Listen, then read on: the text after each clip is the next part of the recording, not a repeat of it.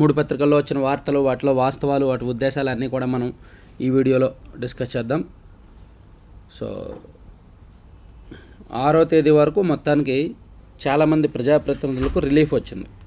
ఇప్పుడు ఎలక్షన్స్ నేపథ్యంలో ఎలక్షన్స్ రోజు ఆ తర్వాత జరిగిన గొడవల్లో చాలామంది మీద కేసులు నమోదయ్యాయి కదా. పిన్నెల రామకృష్ణారెడ్డి గారు మెయిన్ అందరికీ తెలిసిన వ్యక్తి. ఆయనతో పాటు కేతిరెడ్డి పెద్దారెడ్డి గారి మీద కూడా కేసు నమోదైంది. ఆయన మీద కూడా అరెస్ట్ వారెంట్ ఇష్యూ అయింది. ఆయన కూడా పారిపోయారంట. గోపిరెడ్డి శ్రీనివాసరెడ్డి గారు, చింతమనేని ప్రభాకర్ గారు, జేసీ అస్మిత్ రెడ్డి వీళ్ళందరి మీద కూడా కేసులు నమోదయ్యాయి అన్నమాట. సో వీళ్ళందరినీ కూడా పోలీసులు అరెస్ట్ చేయాలని చూస్తున్నారు. వీళ్ళందరూ పరారయ్యారు. సో వీళ్ళందరికీ హైకోర్టు ఒకేసారి రిలీఫ్ ఇచ్చింది. 6వ తేదీ వరకు అరెస్ట్ చేయొద్దు, ఎందుకంటే అభ్యర్థులు కదా, కౌంటింగ్ అది చూసుకోవాలి కదా. సో 6వ తేదీ వరకు అరెస్ట్ చేయొద్దు అని చెప్పి హైకోర్టు రిలీఫ్ ఇచ్చింది. వీళ్ళనే కాదు, అభ్యర్థులు ఎవరిని అరెస్ట్ చేయొద్దు అన్నదంట. వీళ్ళనే కాదు, అభ్యర్థులు ఎవరిని కూడా 6వ తేదీ వరకు అరెస్ట్ చేయొద్దు అన్నది. సో ఇక్కడ మనం గమనించాల్సింది ఏంటంటే 6వ తేదీ తర్వాత ఎవరు గెలుస్తారని తెలిసిపోద్ది, ఏ ప్రభుత్వం వస్తుందని తెలిసిపోద్ది. సో ఒకవేళ టీడీపీ ప్రభుత్వం వస్తే వైసీపీ వాళ్ళకి జైళ్ళు, ఈ పెద్దారెడ్డి గారికి, శ్రీనివాసరెడ్డి గారికి, అలాగే పిన్నెల రామకృష్ణారెడ్డి గారికి వీళ్ళకి జైలు ఉంటుంది, పోలీసుల వేట ఉంటుంది. టీడీపీ వాళ్ళకి బెయిల్ కంటిన్యూ అవుద్ది. ఒకవేళ వైసీపీ ప్రభుత్వం వస్తే టీడీపీ వాళ్ళకందరికీ కూడా జైలు ఉంటుంది, కేసులు ఉంటాయి. అప్పుడు కొత్తగా ఇంకొంతమంది మీద కూడా కేసులు పెట్టే అవకాశం ఉంది. ఇప్పుడు లావు శ్రీకృష్ణదేవరాయలు, లేదంటే ఆయన బ్రహ్మారెడ్డి గారు, వీళ్ళందరి మీద కూడా కొత్త కేసులు నమోదు చేసి వాళ్ళని కూడా వెంటాడతారు ఒకవేళ వైసీపీ గెలిస్తే. సో అది జైలా బెయిలా అనేది అప్పుడు తెలిసిపోద్ది. 5వ తేదీ తర్వాత 4వ తేదీ వచ్చే రిజల్ట్స్ని బట్టి తెలిసిపోద్ది. సో అప్పుడు 4వ తేదీ సాయంత్రానికే కొంతమంది పరారైపోతారు. ఇక 4వ తేదీ సాయంత్రానికి వెళ్ళిపోయి మళ్ళీ హైకోర్టు రిలీఫ్ ఇస్తే వస్తారు, లేకపోతే ఇంకా అటు నుంచి అటే ఉంటారన్నమాట. సో ఎన్నికల సందర్భంగా చోటు చేసుకున్న నేరాల్లో నిందితులుగా ఉండి హైకోర్టును ఆశ్రయించిన అభ్యర్థులకు తాత్కాలిక వరకు లభించింది. జూన్ 6 వరకు వారిని అరెస్ట్ చేయొద్దని పోలీసులను హైకోర్టు ఆదేశించింది. న్యాయస్థానం ఉత్తర్వులతో ఉపశమనం పొందిన వారిలో ఈవీఎంలను పగలగొట్టిన కేసులో ప్రధాన నిందితుడిగా ఉన్న మాచర్ల వైకాపా ఎమ్మెల్యే పిన్నెల్లి రామకృష్ణారెడ్డి కూడా ఉన్నారు. తాడిపత్రి వైకాపా అభ్యర్థి కేతిరెడ్డి పెద్దారెడ్డి, నరసరావుపేట వైకాపా అభ్యర్థి గోపిరెడ్డి శ్రీనివాసరెడ్డి, దెందులూరు తెదేపా అభ్యర్థి చింతమనేని ప్రభాకర్, తాడిపత్రి తెదేపా అభ్యర్థి జేసీ అస్మిత్ రెడ్డిలకు సైతం అరెస్ట్ నుంచి న్యాయస్థానం రక్షణ కల్పించింది. జూన్ 4న ఓట్లలోకి పొందని బరిలో ఉన్న అభ్యర్థులు పోలింగ్ ఏజెంట్లను నియమించుకోవాల్సి ఉన్నందున అరెస్ట్ నుంచి తాత్కాలిక రక్షణ కల్పించాలని పిటిషనర్ల తరపు న్యాయవాదులు చేసిన అభ్యర్థనను న్యాయస్థానం అంగీకరించింది.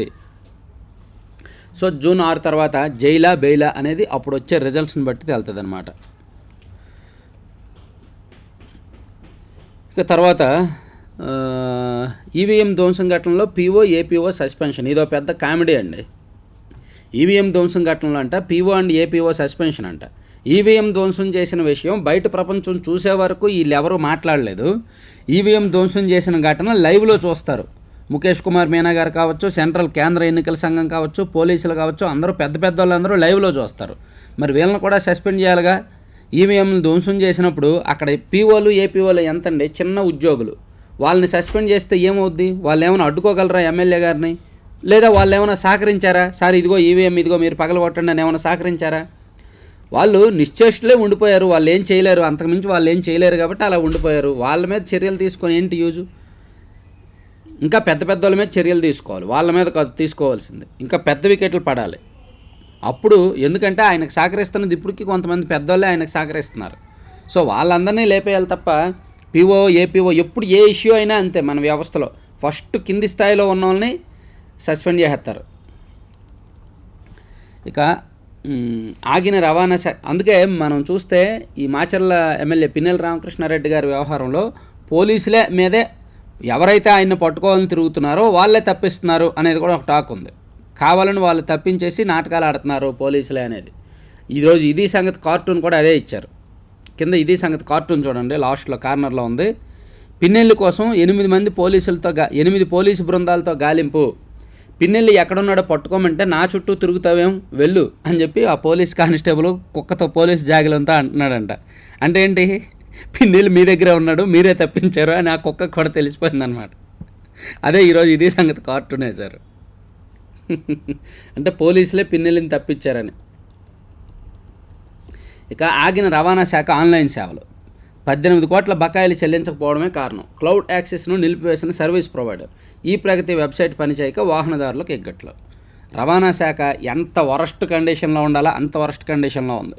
3 సంవత్సరాల నుంచి కూడా లైసెన్స్ తీసుకున్న వాళ్ళకి లైసెన్స్ కార్డులు రావట్లా, వెహికల్ కొన్న వాళ్ళకి ఆర్సీ కార్డులు రావట్లా, లైసెన్స్ రెన్యువల్ చేసుకుంటే కార్డులు రావట్లా. అసలు ఈ ప్రగతి వెబ్సైట్ ఎప్పుడు పనిచేస్తుందో ఎప్పుడు పనిచేయదో తెలియదు. చలాన్లు మాత్రం విపరీతంగా లాగేస్తున్నారు. ఎక్కడ ఆపినా సరే చలాన్ మినిమం 500 చలాన్ వేస్తున్నారు. మరి ఆ డబ్బులన్నీ ఏం చేస్తున్నారో, ఈ డబ్బు అంతా ఏం చేస్తున్నారో తెలియదు. కనీసం ఆ లైసెన్స్ కార్డు ఇవ్వరు, ఆర్సీ కార్డు ఇవ్వరు, ఏమీ ఇవ్వరు. రిజిస్ట్రేషన్ శాఖని, ఈ రవాణా శాఖని ఎంత అస్తవ్యస్తంగా చేయాలో అంత అస్తవ్యస్తంగా చేశారనమాట. ఇంకా అంతకన్నా వరస్ట్ ప్రపంచంలో ఎక్కడా ఉండదు. మన రాష్ట్రంలో ఉన్నంత రవాణా శాఖ వరస్ట్ ప్రపంచంలో ఎక్కడా ఉండదు. ఇక అయిన వారికి భూములు పొందారు. ఏకపక్షంగా భూ రికార్డుల్లో వివరాలు తారుమారు. రెవెన్యూ వ్యవహారాల్లో వైకాపా నేతల జోక్యం. అక్రమంగా ప్రభుత్వ భూముల కైంకర్యం. వైకాపా నేతల జోక్యంతో భూముల రికార్డులు తారుమారు అవుతున్నాయి. రెవెన్యూ సిబ్బందిని బెదిరిస్తూ ప్రలోభాలకు గురి చేస్తూ తమకు అనుకూలంగా రికార్డులను మార్చేసుకుంటున్నారు. ఇదే అదనంగా పలువురు రెవెన్యూ అధికారులు ఏకపక్షంగా ప్రభుత్వ భూమిని ప్రైవేటు వ్యక్తులకు డీకే పట్టాల రూపంలో దారాదత్తం చేస్తున్నారు. కుటుంబ సభ్యుల పేర్లతో రాసేసుకుంటున్నారు. యజమానుల నిర్ధారణ, విస్తీర్ణం, సర్వే నెంబర్లకు ప్రామాణికంగా తీసుకునే వెబ్లాండ్లో ఉంటే వివరాలను బ్యాంకుల రుణాలు ఎక్కువ మొత్తంలో పొందేందుకు వీలుగా మార్చుకుంటున్నారంట. ఇక డిగ్రీ ప్రవేశాలు అస్తవ్యస్తం. ఇంటర్ ఫలితాలు విడుదలై 40 రోజులు, కౌన్సిలింగ్పై రాని స్పష్టత. సేమ్ రవాణా శాఖని ఎంత వరస్ట్గా తయారు చేశారో విద్యాశాఖను కూడా అంతే వరస్ట్గా తయారు చేశారు. రకరకాల పేర్లు పెట్టుకొని అదని ఇదని, ఆ ట్రైనింగ్ అని, ఈ ట్రైనింగ్ అని, ఆ ప్రక్షాళనని, అదని ఇదని చాలా చండాలమైన పేర్లు పెట్టి దాన్ని వరస్ట్గా తయారు చేశారనమాట విద్యాశాఖని.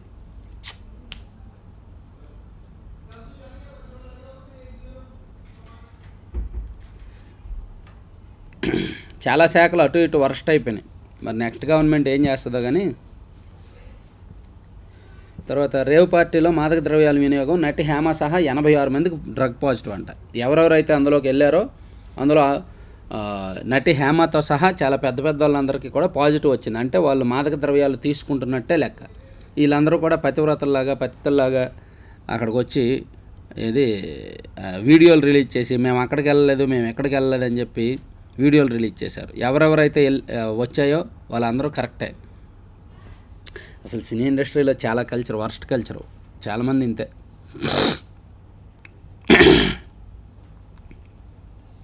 సినీ రంగంలో పెద్ద స్థాయిలో, పై స్థాయిలో ఉన్న వాళ్ళు, అగ్రనటులు ఇటువంటి విషయాల్లో జాగ్రత్తగా ఉంటారు. ఎందుకంటే ఇటువంటి విషయాలు తలదూరిస్తే బయటకు తెలిస్తే పరువు పోద్దని. చిన్న స్థాయి వాళ్ళకి అటువంటి వాళ్ళ జోటికి వెళ్ళరు, ఎంటర్ ఉండదు. కానీ మధ్యలో ఉంటారు చూసారా, ఈ హేమ స్థాయిలో అటు పెద్ద కాకుండా ఇటు చిన్న కాకుండా ఇటువంటి వాళ్ళే ఇటువంటి వ్యవహారాలను నడుపుతారనమాట. ఈ వ్యవహారాలను నడిపేది వాళ్ళే. ఆంధ్ర విద్యార్థులకు అందని ఎంబీబీఎస్ సీట్లు. యూనివర్సిటీ నుంచి వేరుపడిన సిద్ధార్థ వైద్య కళాశాల అయినా పాత విధానంలోనే సీట్లు కేటాయి.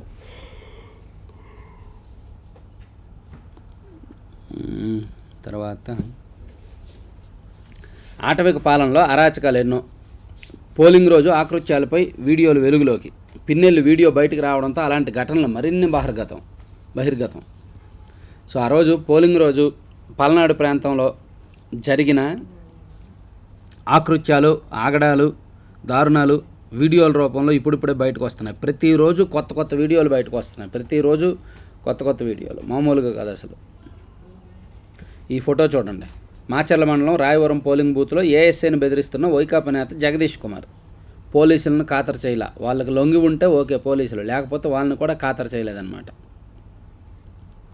అమ్మయ్య అనుకున్న పోలీసులు ప్రస్తుతానికి పిన్నెల్లిని అరెస్ట్ చేయక్కర్లేదని ఊరట. 10 రోజులుగా ఆయన్ని అరెస్ట్ చేయకుండా హైడ్రామా. ఇప్పటికీ పరారీలోనే పిన్నెల్లి. అధికారాన్ని అడ్డుపెట్టుకొని పెట్టలేకపోవడం, సింహం సింగిల్గానే వస్తుందనే సినిమా డైలాగులు చెప్పడం, పరిస్థితులు ఎదురు తిరగగానే పిల్లిలా పారిపోవడం కొందరు వైకాపా నేతల నైజం. మాచర్ల వైకాపా ఎమ్మెల్యే పిన్నెల్లి రామకృష్ణారెడ్డి వారిలో ఒకరు. వైకాపా అధికారంలోకి వచ్చాక 5 ఏళ్ళు కన్ను మిన్ను ఆనకుండా నియోజకవర్గాన్ని పట్టి పీడించిన ఆయన పోలీసులు తన వైపు కన్నెత్తి చూడాలంటేనే భయపడేలా వ్యవస్థలను నియంత్రించారు. ఇప్పుడు అదే పోలీసులకు దొరకకుండా కలుగులో దాక్కున్నారు. పారిపోవాల్సిన అవసరం నాకేంటి, నేను ఎక్కడికి పారిపోలేదు, కావాలంటే 2 గంటల్లో మాచర్లకు రాగలను అని బేరాలు పలికిన పిన్నెల్లి ఇప్పటికీ పరారీలోనే ఉన్నారు.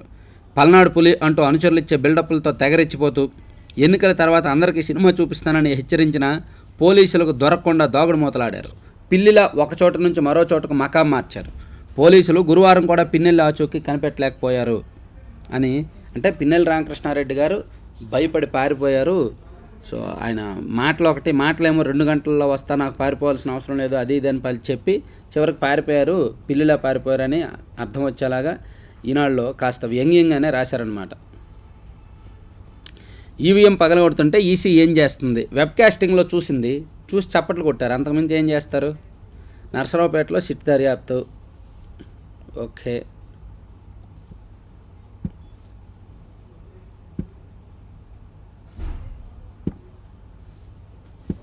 ఇవన్నీ కూడా వేరే. తర్వాత తెదేపా నేతల గృహ నిర్బంధం, చలో మాచర్లకు వెళ్ళనీయకుండా పోలీసులు ముందస్తు చర్యలు.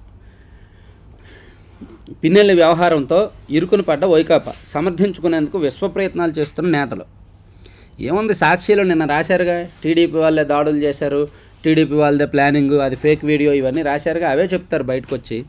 ఏ జోగి రమేష్ గారో, లేదంటే వంశీ గారో, లేదా సజ్జల గారో, లేదా గురజాల కాసు మహేష్ రెడ్డి గారు, వీళ్ళందరూ వస్తున్నారుగా, వాళ్ళు అదే చెప్తారు, ఇంకేముంది. కారుతో ఢీకొట్టి నడుం పైనుంచి పోనొచ్చి ఏ పార్టీకి సంబంధం లేని యువకుడిపై దాడి, చావు బతుకుల్లో ఆసుపత్రిలో పోరాటం, వెలుగులోకి పిన్నెల్లి మరో అరాచకం. కర్రలు బీర్శేషాలతో దాడులు చేశారు, ఆపై కారుతో ఢీకొట్టించారు, యువకుడిపై నుంచి కారు పోనిచ్చారు. దీంతో అతని కాళ్ళు నడుము విరిగిపోయాయి. 6 నెలల వరకు ఆసుపత్రిలోనే ఉండాలని వైద్యులు చెప్పడంతో ఆ కుటుంబం రోడ్డున పడింది. కూలీ చేసే కుటుంబం 6 నెలల కిందట ప్రసవించిన భార్య, వృద్ధ తల్లిదండ్రులు కన్నీటి పర్యవంతమవుతున్నారు. మాచర్ల ఎమ్మెల్యే పిన్నెల్లి రామకృష్ణారెడ్డి పోలింగ్ రోజున చేసిన ఆకృత్యాలు ఒక్కొక్కటిగా వెలుగులోకి వస్తున్నాయి. అందులో వెల్దుర్తి మండలం కొత్త పుల్లారెడ్డిగూడెం పోలింగ్ కేంద్రంలో చేసిన విధ్వంసకాండలో ఏ పార్టీకి సంబంధం లేని భవానీ ప్రసాద్ అనే యువకుడు తీవ్ర గాయాల పాలై నడవలేని, కూర్చోలేని స్థితిలో కొట్టుమిట్టాడుతున్నాడంట. బా, చాలా దారుణం అండి. ఏ పార్టీకి సంబంధం లేని కుర్రోడిని కారుతో ఢీకొట్టేశారంట. ఎంత వరస్టో చూసారా. తిరుపతి ఉప ఎన్నికల్లో కన్నీరు పెట్టుకున్న ఆర్డీఓ. తిరుపతి లోక్సభ ఉప ఎన్నికల్లో పిన్నెల్లి రామకృష్ణారెడ్డి పలువురు అధికారులు, ప్రిసైడింగ్ అధికారులను భయభ్రాంతులకు గురి చేశారు. తిరుపతి ఎంపీ బల్లి దుర్గాప్రసాదరావు 2020 సెప్టెంబర్లో మృతి చెందారు. అనంతరం 2021 ఏప్రిల్ 15 ఉప ఎన్నిక నిర్వహించారు. అప్పటి వైకాపా అభ్యర్థి మద్దెల గురుమూర్తికి భారీ ఆధిక్యం తెచ్చేందుకు వీలుగా పలువురు ఎమ్మెల్యేలను ఇన్ఛార్జీలుగా అధిష్టానం నియమించింది. పిన్నెల్లికి సూళ్లూరుపేట నియోజకవర్గ బాధ్యతలు అప్పగిస్తూ నాయుడుపేటను ప్రత్యేకంగా ఇచ్చారు. సో అప్పుడు ఆర్డీఓని బెదిరించి మావోయిస్టు ప్రాంతానికి బదిలీ అవుతామని చెప్పి బెదిరిస్తే అప్పుడు ఆయన కన్నీళ్ళు పెట్టుకున్నారంట. ఎన్ని దారుణాలో, ఎంతెంత అరాచకాలో. ఏమీ కాదు, మళ్ళీ వైసీపీ ప్రభుత్వం వస్తే ఆయన మళ్ళీ రాజే, మళ్ళీ వచ్చేస్తాడు, దర్జాగా సేమ్ కంటిన్యూ అవుద్ది వైసీపీ గవర్నమెంట్ వస్తే. ఇదంతా ఏమీ కాదు అసలు. ఎన్నికల సంఘానికి ఎందుకంత భయం? వైకాపా అరాచకాల దుశ్చర్యలపై కఠినంగా వ్యవహరించిన ఈసీ. ఈవీఎం ధ్వంసంపై కేసు నమోదులో ఉద్దేశపూర్వక జాప్యం. ఎమ్మెల్యే పిన్నెల్లిని కాపాడనే యత్నం. సిట్ లేకుంటే గుర్తు తెలియని వ్యక్తులే అంటూ ముగించే వ్యూహమే. కరెక్టే, ఈసీను పోలీసులు అతనికి సపోర్ట్ ఉన్నట్టే లెక్క ఒక రకంగా. క్యాట్ ఉత్తర్వులు సరైనవే, ఏబీ వెంకటేశ్వరరావును సస్పెండ్ చేయడానికి తగిన కారణాలు లేవు, హైకోర్టుకు నివేదించిన ఆయన తరపు న్యాయవాది. తీర్పు వాయిదా వేసిన ధర్మాసనం. ఓకే, రీపోలింగ్ కోరుతూ వైకాపా వేసిన వ్యాజ్యాలు కొట్టివేత, ఈసీ వాదనతో ఏకీభవించిన హైకోర్టు. కరెక్టే.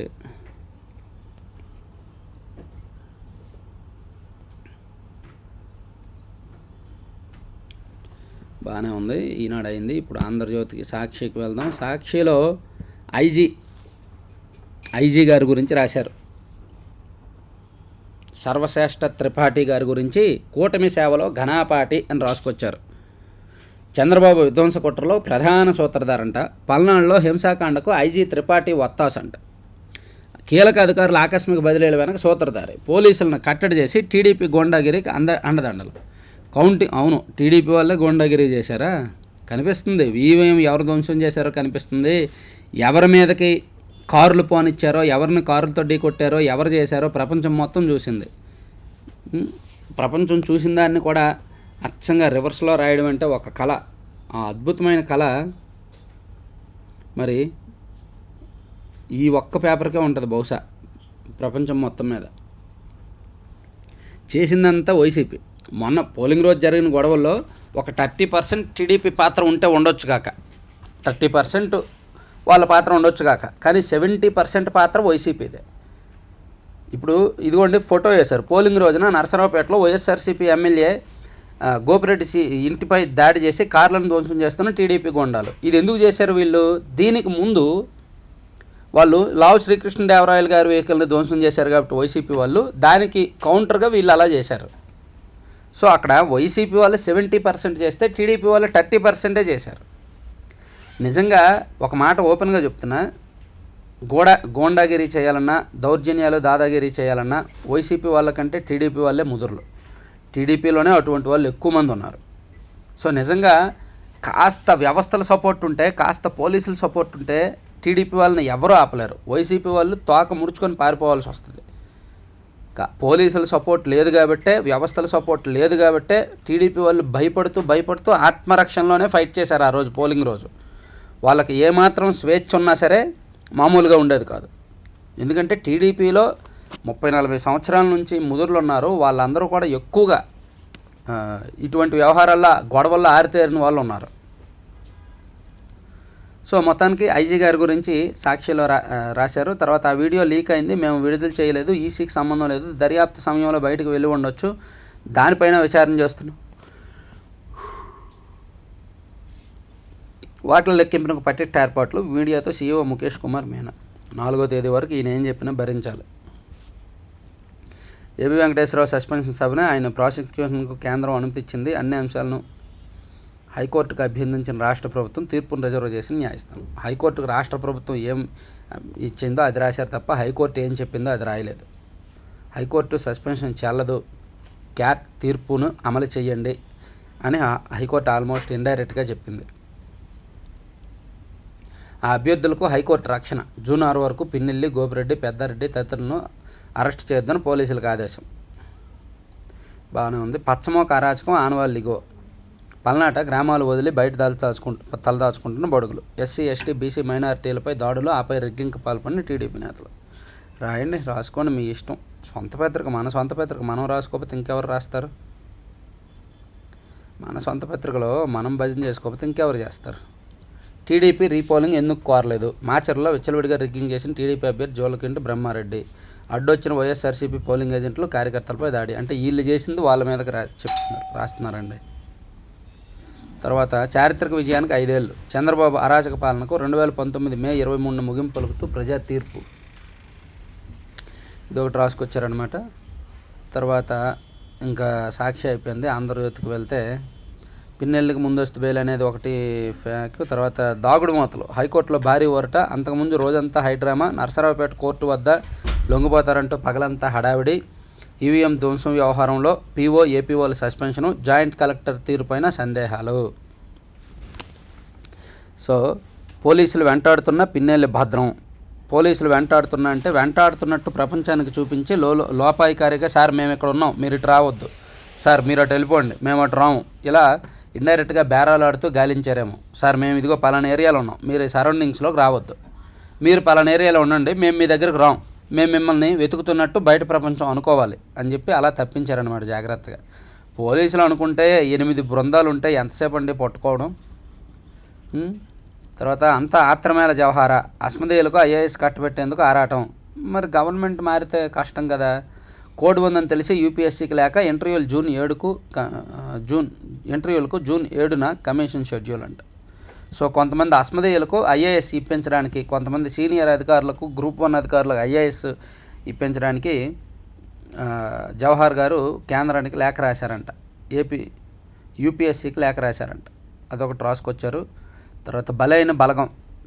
తండ్రుల ఆవేశానికి పిల్లల బలి. బలనాల్లోని జోలకల్లో విషాదగాథ. 35 ఏళ్ల క్రితం ఎంతో ఘనమైన ఊరు.